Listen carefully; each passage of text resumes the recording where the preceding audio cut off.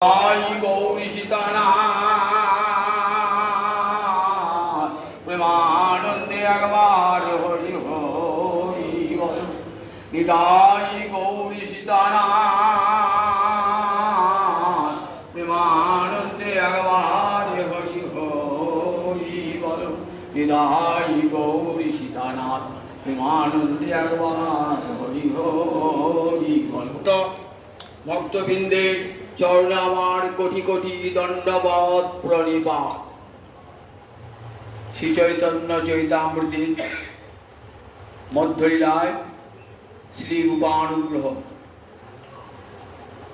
प्रयागीर दशाश्वमेध घाटी 10 दिन व्यापी महाप्रभु रूप गोस्वामी पाद के तार कृपा बाड़ी सिंचित करे भक्ति रस तत्व शिक्षा दान करलें। जानतें रूपेर एमनই प्रतिभा तार संगे महाप्रभुर कृपायुक्त হয়েছে। पांडित्येर संगे भक्ति मणिकांचन যোগ হয়েছে। তাই রূপ গোস্বামী পারবেন জগতে ভক্তি রসশাস্ত্র জগতে প্রচার করতে। নর্ত ঠাকুর বললেন শ্রী চৈতন্য মনোভীষ্টং स्थापितं जेन भूतले सोऽयं रूप कदामज्जं ददाति सपदान्तिकं। श्री चैतन्य मनोभीष्टं श्री चैतन्येर मनेर जे अभिलाष जे इच्छा तिनि जेटी दान करबार जन्य एसेछिलेन पृथिवीते सेटा रूप गोस्वामी जानते पेरेछिलेन एबं कि करे जानते पारलेन महाप्रभुर कृपा शक्ति द्वारा हृदयजस्व कृपया बोलेছেন যে আমি এই যে ভক্তি রসামৃত সিন্ধু রচনা করলাম কার কৃপায় হৃদয়জস্ব कृपया যার করুণায় আমি ভক্তি রসামৃত সিন্ধু উচ্চারণ করিয়ে গেলাম। আমি অতি ক্ষুদ্র মানুষ কিন্তু পঙ্গুং লঙ্ঘয়তে গিরি মুখং করতি বাচালং পঙ্গুং লঙ্ঘয়তে গিরি। गौरहरिर कृपाय कि ना है मुखं आवर्तयेत् श्रुति बोबाजे से वेद मंत्र आवृत्ति करते पारे यदि महाप्रभुर कृपा है। गोविंदेर कृपा होले पारे बोबाजे से बाचाल हये जाय।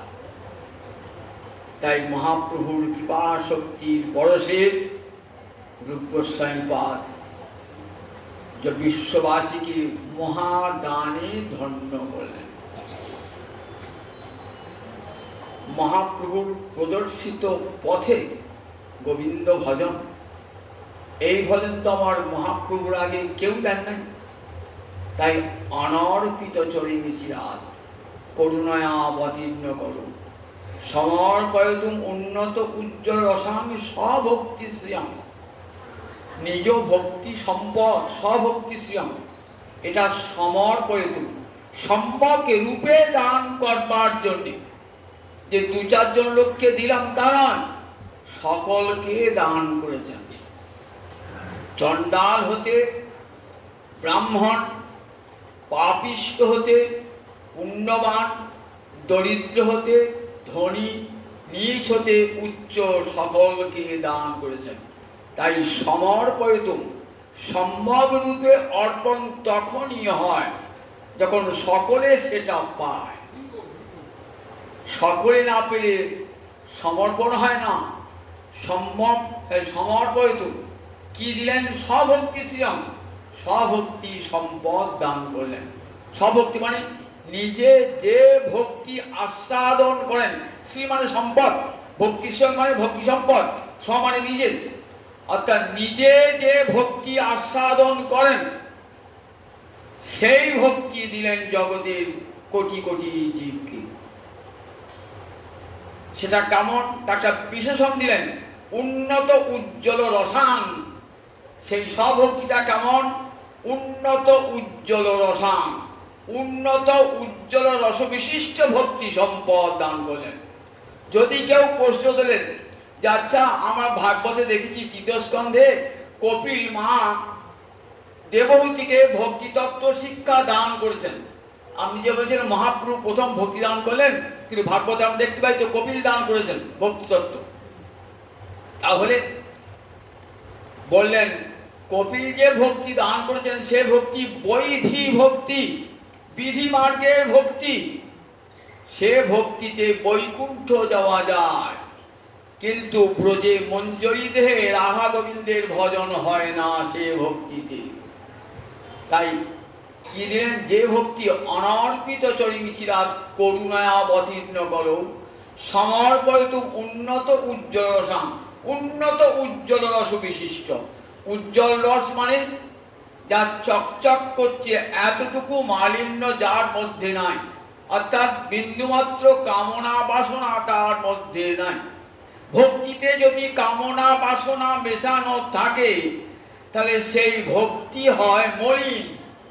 আবার সেই ভক্তি যদি বিধিজাত হয়, যে কৃষ্ণ ভজন না করলে পাপ হবে এই বোধে হয়, তাহলে সে ভক্তিও হয় মলিন। কিন্তু প্রাণের টানে যে ভগবানকে ভালোবাসা, সেই রাগ ভক্তি হলেন কেমন উজ্জ্বল রস, উন্নত, এত উঁচুতে সেটা যে ব্রহ্মাদি দেবগণ, ব্রহ্মা শিব পর্যন্ত নাগাল পান না। সেই উন্নত উজ্জ্বল রসময়ী ভক্তি, সেই ভক্তি আমার মহাপ্রভুর দান। জানতে পেরেছিলেন রূপ গোস্বামী বা সত্যি সজ্জা করেছেন তো মহাপ্রভু এই যে দান করবার জন্য এসেছে। তাই শ্রীচৈতন্য মনোভীষ্টং স্থাপিতং যেন ভূতলে স্বয়ং রূপ পদামজ্জং দদাতি স্বপদান্তিকং। যে রূপ গোস্বামী মহাপ্রভুর মনের অভিলাষ জগতে স্থাপন করলেন, সেই রূপ গোস্বামী কবে আমাকে তার নিজের চরণের নিকটে নিয়ে যাবেন। স্বয়ং রূপ কদামজ্জং দদাতি, কবে আমাকে দান করবেন, স্বপদান্তিকং, নিজ পদের নৈকট্য, তার চরণের সান্নিধ্য কবে আমাকে দান করবেন। দেখবেন নর্তমের প্রেম ভক্তি চন্দ্রিকাতে এই রাগ ভক্তির কথা কত সুন্দর করে বর্ণনা করেছে। তাই রূপ গোস্বামীকে আগে বন্দনা করেছেন। রূপ গোস্বামীর কথায় যে সহজ বাংলা ত্রিপদী ছন্দে প্রেম ভক্তি চন্দ্রিকা, এই বইটি খুব সহজলভ্য। এই বইটি তিনি পড়বেন যে কেমন করে রাগ মার্গের ভজন, বিধি মার্গ থেকে কেমন করে রাগ মার্গে গোবিন্দ ভজন করতে হয়। মহাপ্রভু আসার আগে পর্যন্ত আমরা জানতাম না কেমন করে রাগ মার্গে ভগবত ভজন হয়। তাই বলে পৃথিবীতে 3.5 জন বৈষ্ণব, 3.5 জন বৈষ্ণব, 4 জন নয়, 3.5 জন। কে? স্বরূপ দামোদর, রায় রামানন্দ, সিকি মাহিতি, 3 জন, আর তার ভগিনী মাধবী দাসী, নারী বলে অর্ধেক। তাই 3.5 জন পৃথিবীতে জানতেন এই রাগ মার্গের ভক্তি কি। তাই মহাপ্রভু বলেছেন পৃথিবীতে 3.5 জন বৈষ্ণব আছে। 3.5 জন বৈষ্ণব শুনতে পারলেন কে? স্বরূপ দামোদর, রায় রামানন্দ, সিকি মাহিতি, যিনি ছিলেন জগন্নাথ মন্দিরের লিখন অধিকারী। সেই সিকি মাহিতি একটা বোন ছিল, তার নাম মাধবী দাসী, তিনিও রাগ মার্গের ভজন করতেন। এই 3.5 জন পৃথিবীতে রাগ মার্গের ভজন করতেন। তাই মহাপ্রভু বলেছেন পৃথিবীতে 3.5 জন বৈষ্ণব। রূপ গোস্বামী সেই মহাপ্রভুর দানকে শুধু 3.5 জনের মধ্যে সীমাবদ্ধ রাখলেন না, জগতের আপামর যাতে রাগ মার্গে ভজন করতে পারে, এটাই তো আমার মহাপ্রভুর মনের বাঞ্ছা। সেটাই পূর্ণ করবার জন্য তার ভক্তি রসামৃত সিন্ধু, উজ্জ্বল নীলমণি, ললিত মাধব, বিদগ্ধ মাধব, লঘু ভাগবতামৃতম, এই সমস্ত গ্রন্থাদি রচনা। কত মহা সম্পদ দান করে গেছেন, কত বড় বড় সম্পদ দান করে গেছেন। এগুলি পঠন হয় না, এত কঠিন সংস্কৃত ভাষায় লেখা। বাঙালি জাতি সংস্কৃত বিমুখ, ভালো করে সংস্কৃত পড়ে না, যার ফলে দেখুন আর এই সব গ্রন্থগুলি আর যে রস সেটি বার করবার ক্ষমতা বড় বড় কলেজের বিশ্ববিদ্যালয়ের অধ্যাপকেরাও পারেন না। এই যে কঠিন ইক্ষুদণ্ড, তাকে যদি পেষণ করা হয় গড় গড় গড় গড় রস বেরিয়ে আসে। ঠিক তেমনি যেসব গ্রন্থ না, এই গ্রন্থে কত রস ভরা আছে, যারা পড়বেন এগিয়ে যাবেন দেখবেন যে কি মহাদানে ধন্য করে গেছেন গোস্বামীপাদরা। এই বিশাল সম্পদ দান করে গেছেন। আমাদেরকে নতুন কিছু বলতে হবে না, তাদের বলা কথাটাই যদি আমরা বলতে পারি জগৎজীব শুনে ধন্য পেয়ে যাবেন। তাদের ললিত মাধব, বিদগ্ধ মাধব, ভক্তি রসামৃত সিন্ধু, উজ্জ্বল নির্মণি, এসব গ্রন্থের পঠন পাঠনই নাই।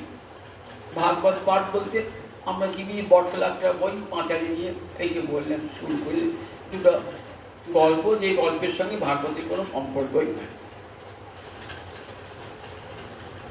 শ্রীমদ্ ভাগবতের প্রাসঙ্গিক গ্রন্থ যেগুলি সব প্রাসঙ্গিক গ্রন্থ, সুতরাং শ্রীমদ্ ভাগবত ব্যাখ্যা করতে হলে এই প্রাসঙ্গিক গ্রন্থগুলি আগে বলতে হয়।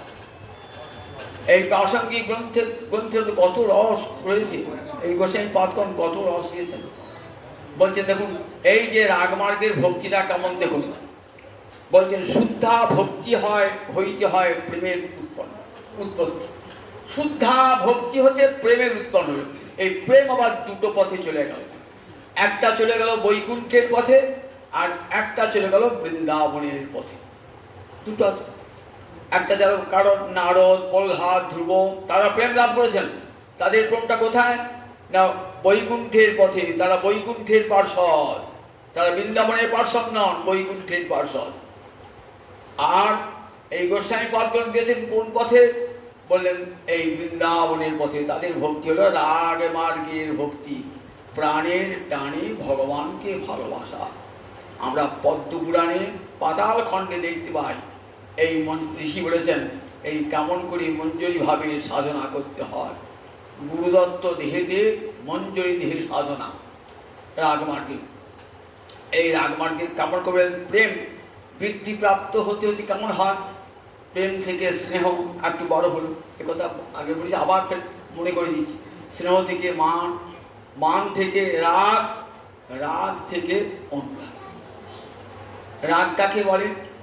দুঃখম অপ্যধিকং চিত্তে সুখত্বে নৈব গাজ্যতে।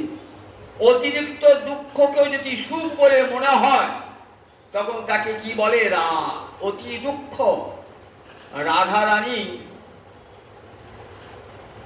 জ্যৈষ্ঠ মাসের দুপুর বেলায় গোষ্ঠে গিয়েছেন গোবিন্দ দর্শন করবার জন্য। দেখলেন গোবিন্দ গোবর্ধন পর্বতের উল্টো দিকে গোচারণ করছেন। তাহলে তো গোবর্ধন পর্বতের এই দিক থেকে রাধারানী গোবিন্দকে দেখতে হবে না? জ্যৈষ্ঠ মাসের দুপুর বেলা বুঝুন একবার কিরকম গরম। বৃন্দাবন আবার গরম কেমন, আরো বেশি গরম, পাথরের উপর গরম। রাধারানীর সুকোমল চরণ উঠলেন কোথায়? সেই বীরগোবর্ধন পাহাড়ের উপর উঠলেন। পাগুলি কেটে যাচ্ছে, ফসকা পড়াচ্ছে, কিন্তু খুব সুখ গোবিন্দ দর্শন করবেন বলে। উপরে উঠে গোবিন্দ দর্শন, উপরে মধ্যাহ্ন সূর্য তার প্রখর তাপ, আবার পায়েতে ওই পাথরগুলো গরম হয়ে ছ্যাঁক ছ্যাঁক করে পায়ে লাগছে, কিন্তু অপলক দৃষ্টিতে চেয়ে আছেন গোবিন্দের দিকে। এতটুকু দুঃখ বোধ হচ্ছে না। দুঃখম অপ্যধিকং চিত্তে সুখত্বে নৈব বাজ্যতে। অতি দুঃখকেও কৃষ্ণ ভালোবাসা এত নিবিড় যে অতি দুঃখকেও সুখ বলে মনে হচ্ছে। গোবিন্দ যদি তাকে দুঃখ দান করেন, সেটাই বলছেন রাধারানী আমার কাছে সেইটা সুখ শ্রেষ্ঠ। মরে যদি দিলে দুঃখ তার হয় মহাসুখ, সেই দুঃখ সুখ বর্জ্য। বলুন জগতের কোন নারী এটা বলতে পারে? তাই রাধারানীর একবার সমস্ত নারী, সমস্ত রমণীর মুকুটমণি হয়ে আছেন জগতে। মরে যদি দিলে দুঃখ তার হয় মহাসুখ, সেই দুঃখ সুখ বর্জ্য। আমাকে দুঃখ দিয়ে যদি গোবিন্দ আনন্দ পায়, আমি সেই গোবিন্দের সেই সুখটা কি বলবো? সুখ শ্রেষ্ঠ। আমার কাছে সুখ শ্রেষ্ঠ। আমার নিজের সুখ বলে কিছু নাই, গোবিন্দের সুখই আমার সুখ। গোবিন্দের সুখে রাধারানী সুখী, নিজে এতটুকু সুখ চান না। উদ্ধব যখন যাচ্ছেন বৃন্দাবন থেকে চলে যাচ্ছেন, উদ্ধব তো বলছেন দেবী কি বলবো বলো, গোবিন্দ তোমার প্রাণনাথকে কি বলবো বলো। তারপরে দেখো আমরা যে দুঃখে আছি কষ্টে আছি এটা বলো না গোবিন্দকে, কারণ আমাদের হৃদয় কঠিন, আর গোবিন্দের আমার প্রাণনাথ গোবিন্দের হৃদয় অতি নরম অতি মৃদু। তুমি যদি আমাদের এই কথা দুঃখ কষ্টের কথা বলো তাহলে গোবিন্দ বড় কষ্ট পাবে, তাই ধীরে ধীরে বলবে, ধীরে ধীরে বলবে। আর যদি তিনি ওই মথুরায় থেকে সুখ পান তাহলে সেইখানে সুখ পান, আমার এখানে দুঃখ বোধ করে আসতে হবে। ঠিক আছে, জগতে কোনো নারী একথা বলতে পারে রাধানী পন্থের কৃষ্ণ সুখটাই তার কামনা, মনে যদি দিয়ে দুঃখ তার হয় না। এর নাম রাগ, সংস্কৃতে রস ধাতুর তো ঘম করতে করে রাগ, ভগবানকে তুষ্ট করা, রঞ্জয়তী মানে গোবিন্দের হৃদয়কে তুষ্ট করা, এটাই তো রাধারানীর একমাত্র ব্রত। শ্রীমদ্ ভাগবত বলেছেন দেখো মানব জীবনের সিদ্ধি কিসে, সংসিদ্ধি হরিতোষণম, গোবিন্দের তুষ্টিতেই সাধকের সিদ্ধি। জগতে আর কোন শাস্ত্রতা বলেন নাই, সংশুদ্ধি বললেন হরিতোষণম, মানব জীবনে সংসিদ্ধি লাভ হয় একমাত্র হরি তুষ্টিতে। শ্রীহরি তুষ্ট হরি জগৎ তুষ্ট হয়ে যায়, আপনি তুষ্ট হয়ে যায়। এই রাগ আরো বৃদ্ধি প্রাপ্ত হয়, তখন কিসে পরিণত হয় তাকে বলে অনুরাগ। সদানুভূতম অপি য পূর্জন নবম নবম নবম প্রিয়ম রাগ ভবন নবন নব, রাগ ভবন নব নব সো অনুরাগ ইতির্যতে। বলেন অনুরাগ কাকে বলে, রাগে যখন আরো বৃদ্ধি প্রাপ্ত হয়, সদানুভূতম, বারবার কৃষ্ণকে দেখছেন, কৃষ্ণের রূপ গুণ লীলা মাধুরী অনুভব করছেন, সদানুভূতমপি, কিন্তু মনে হচ্ছে যেন কোনোদিন কৃষ্ণ দেখি না, কোনোদিন কৃষ্ণ দেখি নাই। রাধানী বলছেন ললিতা বিশাখা, জানিস ললিতা, জানিস বিশাখা, আমি কোনোদিন কৃষ্ণ দেখি নাই। ললিতা বলছি সে কি রে, তুই কৃষ্ণ দেখিস না? কতদিন তোকে আমরা কৃষ্ণ দেখিয়েছি। মানের পর যখন মিলন করাতাম তখন গোবিন্দ দর্শন করতিস না? বলে দর্শন করতাম বটে, ঠিকই বলেছিস। গোবিন্দের যে অঙ্গে আমার দুটি নয়ন নিবদ্ধ হতো, আমার দুটি নয়ন সেই অঙ্গ ছেড়ে আর কোথাও যেত না। যদি গোবিন্দের নখচন্দ্রে দৃষ্টিপাত করতাম, কি অপূর্ব নখ, কেমন গোবিন্দের নখ, না চাঁদ যেন 10 নখে 10 খণ্ড হয়ে নেচে নেচে বেড়াচ্ছে। চাঁদ যেন চাঁদের গলা, গোবিন্দের লোকগুলি যেন চাঁদের গলা। সেই যখন সেই নখচন্দ্রে আমার দৃষ্টি পড়ে যেত, ওই নখ ছাড়িয়ে আমার দৃষ্টি আর অঙ্গুলিতে যেত না, অঙ্গুলিতে যেত না। এত কৃষ্ণ অঙ্গে এত মাধুর্য, কৃষ্ণ অঙ্গের এত মাধুর্য, এত সৌন্দর্য। দেখুন একবার যে রাধারানীর, রাধা কৃষ্ণ রূপ দর্শন করে রাধারানীর নয়নের তৃপ্তি নাই, ন তৃপ্তি দর্শনাদিষু, দর্শন করেও অন্তরের তৃপ্তি হচ্ছে না। জনময়বধি রূপনে হারণু নয়ননা তীর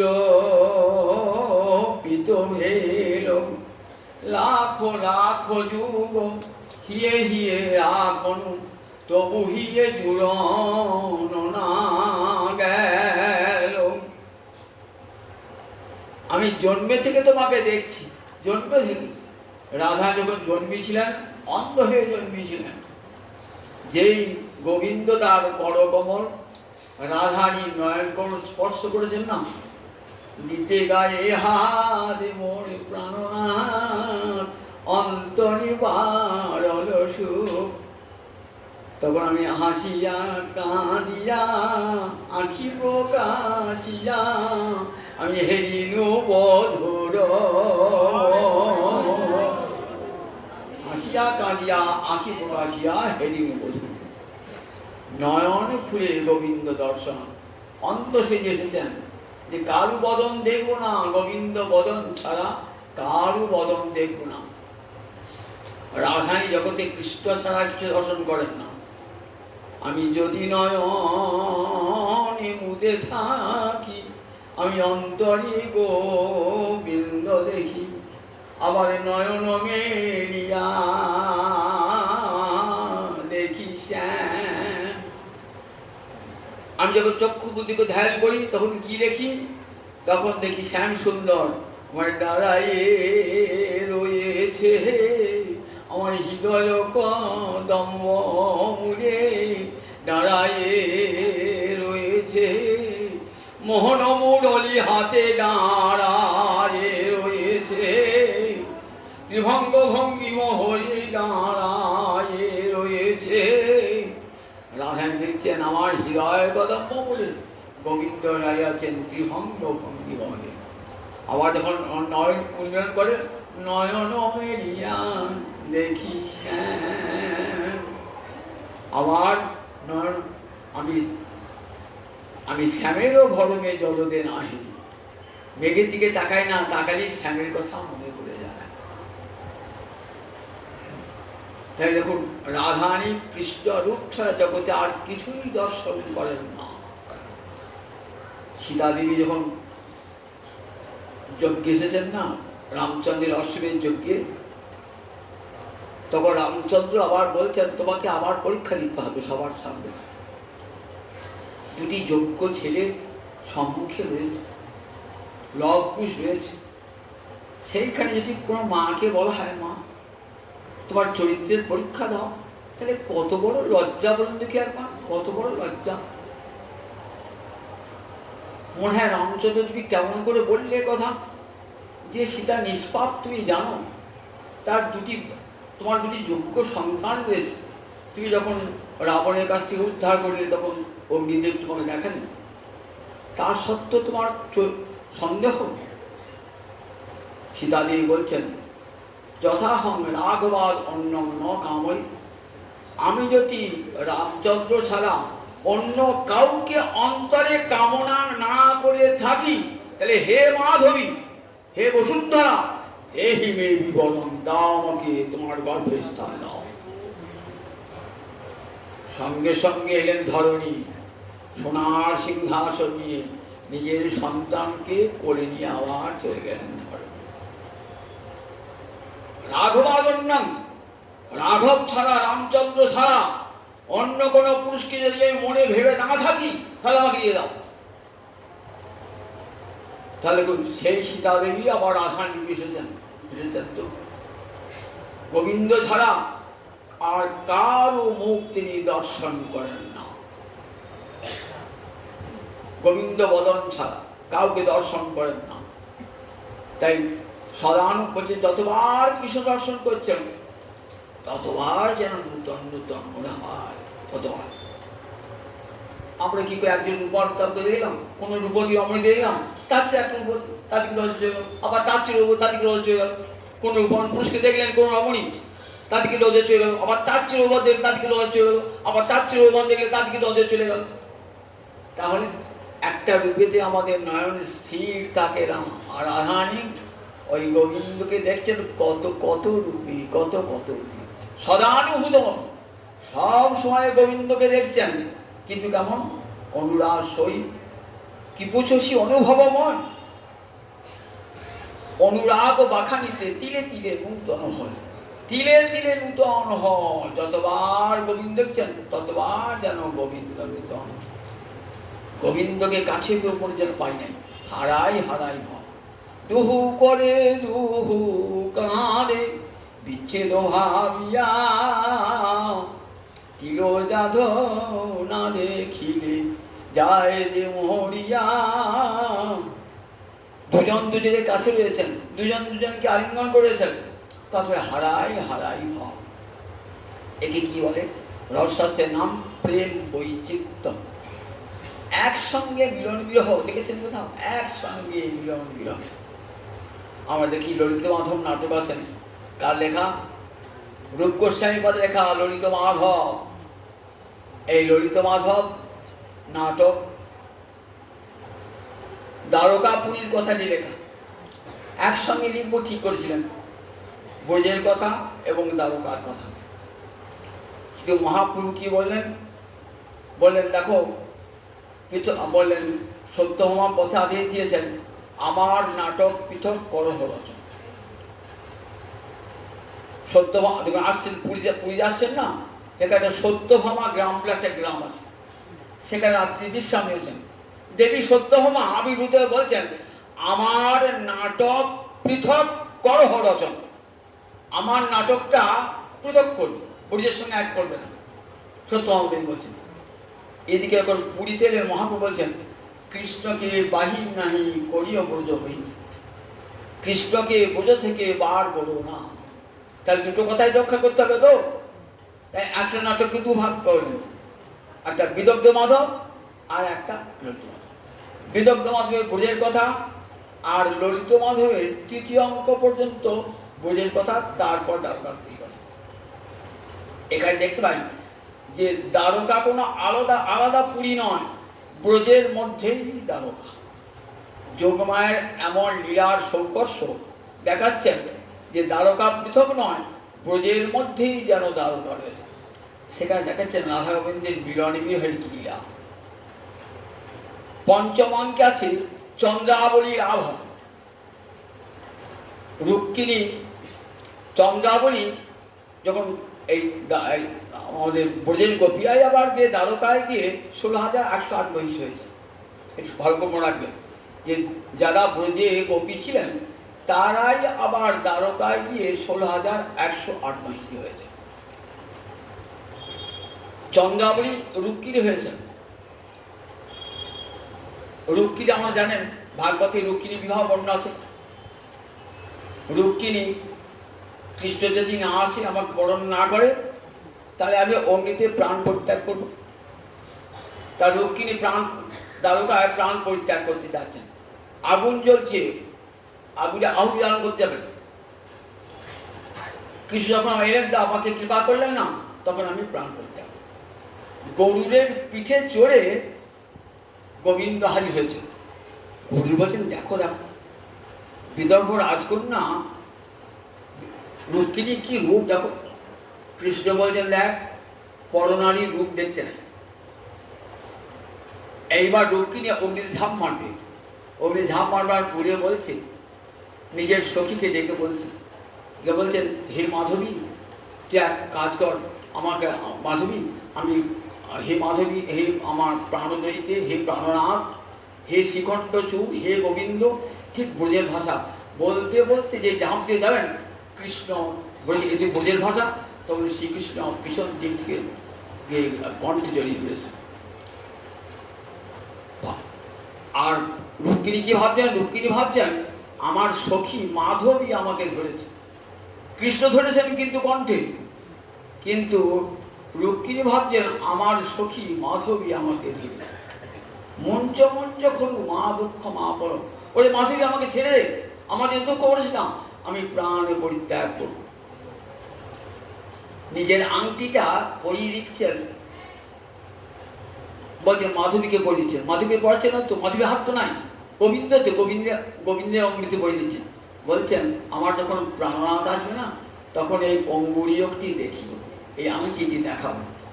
দেখুন ধরে আছেন কৃষ্ণ, কণ্ঠ ধরে আছেন, আর কৃষ্ণ বিরহে কাঁদছেন। তিনি জানতেও পারছেন না যে পিছনে কৃষ্ণ আছেন।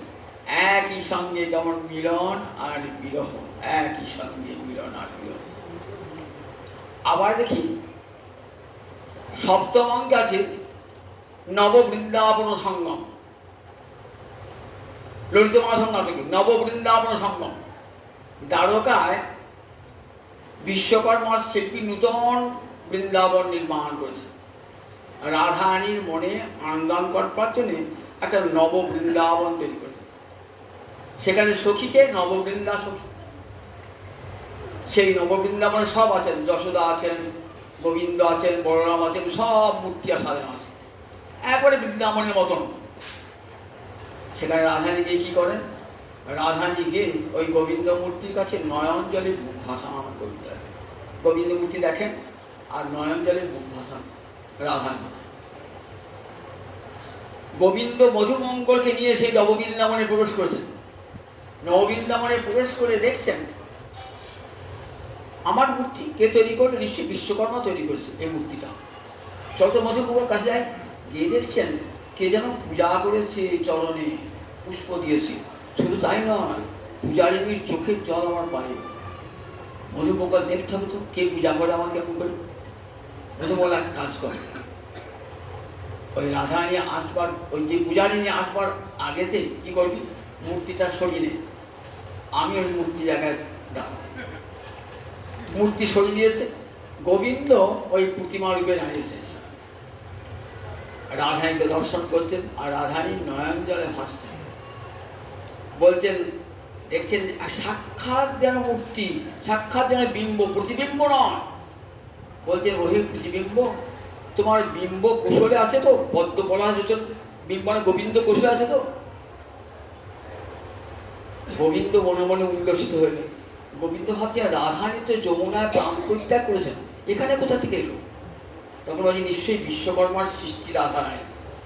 তখন বলছে দেখো তুমি তো স্বর্গলোকও বাসিনী রাধারানী, ঊর্ধ্বলোকও বাসিনী, তুমি যখন তার কল্যাণ কামনা করছো তখন তিনি নিশ্চয়ই ভালো আছে।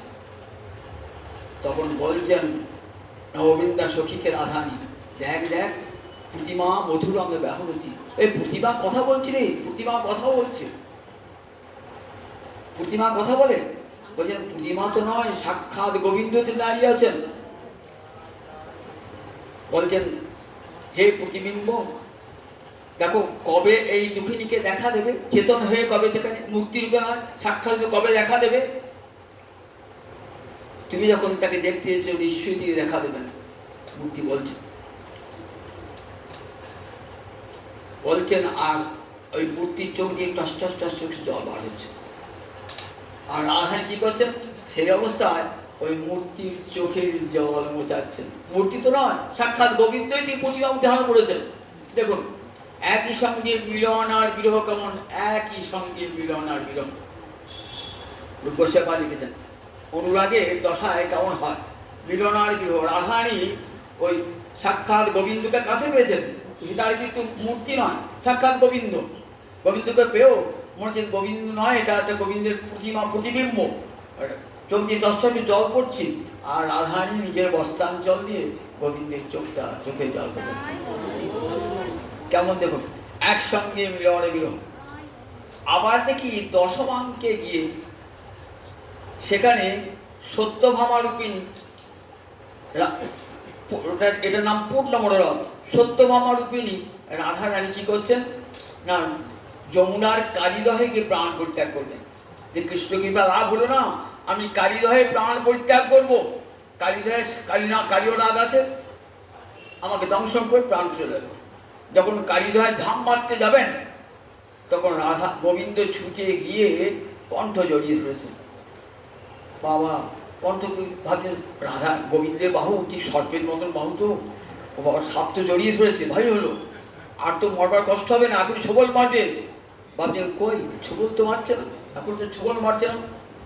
তখন সমন্তক মণিটা, পিতার দেওয়া সমন্তক মণি, সত্যাজিৎ করি না তো সত্যাও না, সেটি কী করেছেন না মণিবন্ধে মণি দিয়েছেন, সত্যভামার মণিবন্ধে। তখন ভাবছেন ও এ তো মাথায় মণিয়লা সাপ, এ তো ভয়ঙ্কর বিষধর সাপ, কই আমাকে এখন করে দংশন করলো, হতো এখন কত সর্প দংশন করো, আমার প্রাণ চলে যাক। সর্প তো নয়, গোবিন্দের বাহু যুগল কণ্ঠ ধারণ করে আছে। দেখুন একই সঙ্গে কেমন মিলন আর বিরহ, একই সঙ্গে মিলন আর বিরহ, একে বলে প্রেম বৈচিত্র্য, একই কালে মিলন বিরহ ভাব। এই অনুরাগ তখন কি হয়? অনুরাগ, এই অনুরাগের প্রাবল্যে ভগবান গোবিন্দকে দর্শন করেও যেন তৃপ্তি আসছে না রাধারানী। কতভাবে গোবিন্দকে দর্শন করেছেন, সেই অনুরাগ বাখানিতে তিলে তিলে নূতন হই।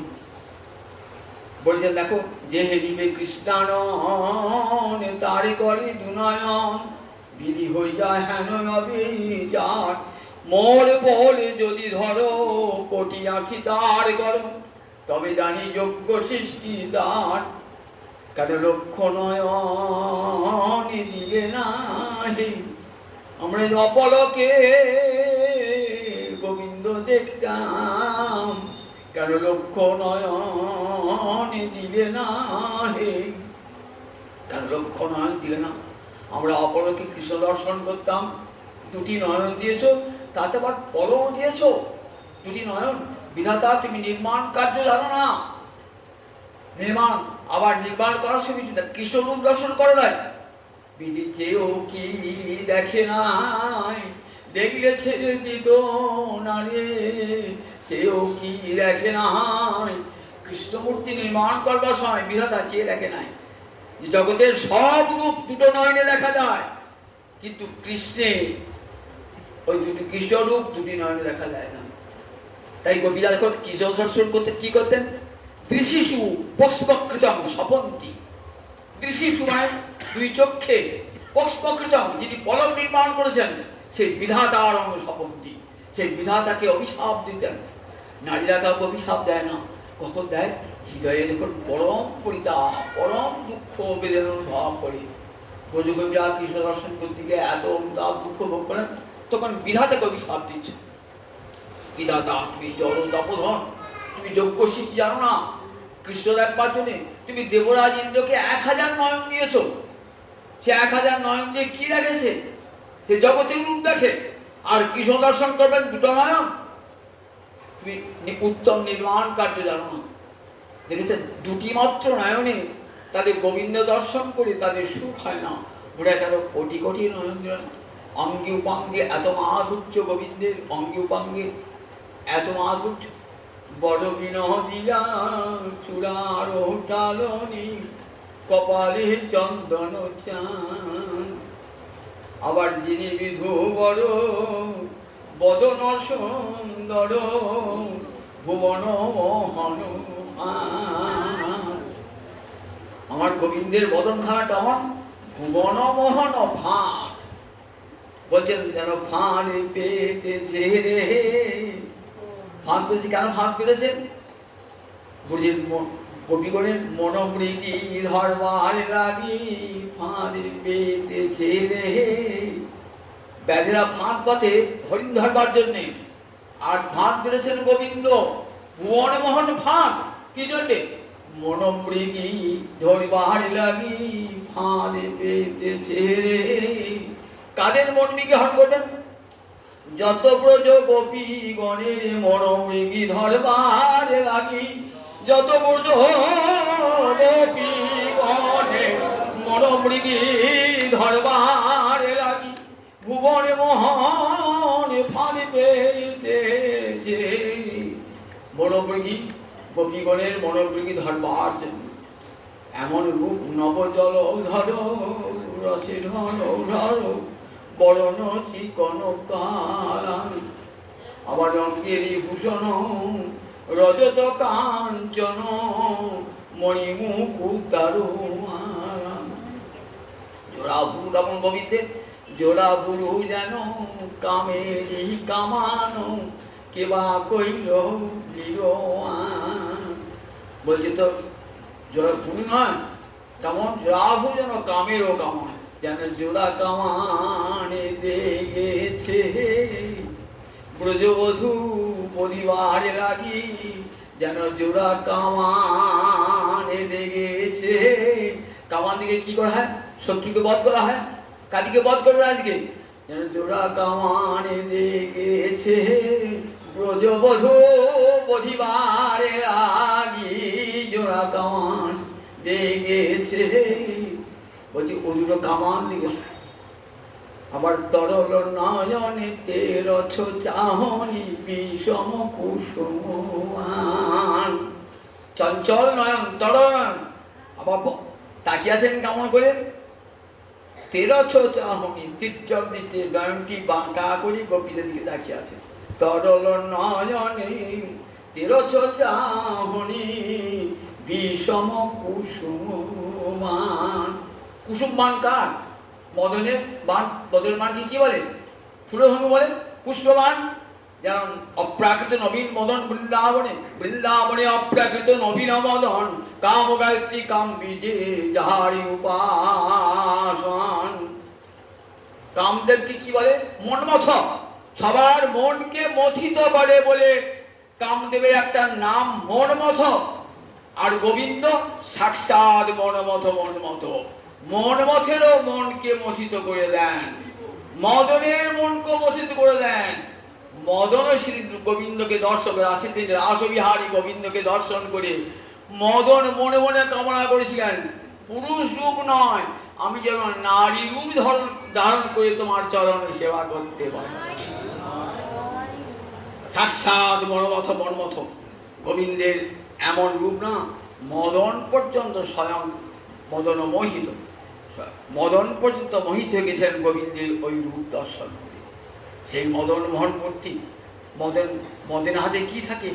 ফুলবান থাকে, 5টা বান থাকে। সেই 5টা বানে কি করে? মুনি ঋষি যোগী সবার হৃদয়কে বিদ্ধ করে দেয়। এমনি তার ক্ষমতা, তার কাছে সবাই পরাজয় স্বীকার করে। যত বড় যোগী হোক, ঋষি হোক, জ্ঞানী হোক, ধ্যানী হোক, তপস্বী হোক, মদনের কাছে সবার হার। কিন্তু সেই মদনের অহংকার, মদনের পঞ্চবান ভেঙে হলো খান খান, মদনের পঞ্চবান ভেঙে হলো খান খান। আমার গোবিন্দ রূপের কাছে খান খান হয়ে গেল, মদনের অহংকার চূর্ণ হয়ে গেল। কত অহংকার তার, জগতের জগমাসি আমি সুপুরুষ। আজ গোবিন্দ যখন রাসবিহারে দাঁড়িয়েছেন না, তখন লজ্জা পাচ্ছেন মদন, কামদেব মদন। সে অপ্রাকৃত মদন, তার তরল নয়নে তেরছ চাহনি বিষম কুসুমান। তরল মানে চঞ্চল, চঞ্চল নয়নী, তেরছ চাহনি, জগদীশ তাকিয়ে আছেন, বিষম কুসুমান, ভয়ঙ্কর কুসুমান। আমার সুন্দর অধরে মধুর মুরলী হাসিয়া কথাটি কয়। আবার বাঁশিটি আছে কেমন? বাঁশিকে বলে বলে রাধে রাধে, বাঁশিকে বলে বলে রাধে রাধে। বাঁশি আর কিছু আছে না, কেবল বলে রাধে রাধে, মাসিকে বলে বলে রাধে রাধে। রাধারানী এই বংশীধ্বনি শুনে আর তো ঘরে থাকতে পারে না, রাধারানী বংশীধ্বনি শুনে, যখন এই বংশীধ্বনি শুনে রাধারানীর মন তোলা হয়ে যায়, পাগলিন হয়ে যায় রাধারানী।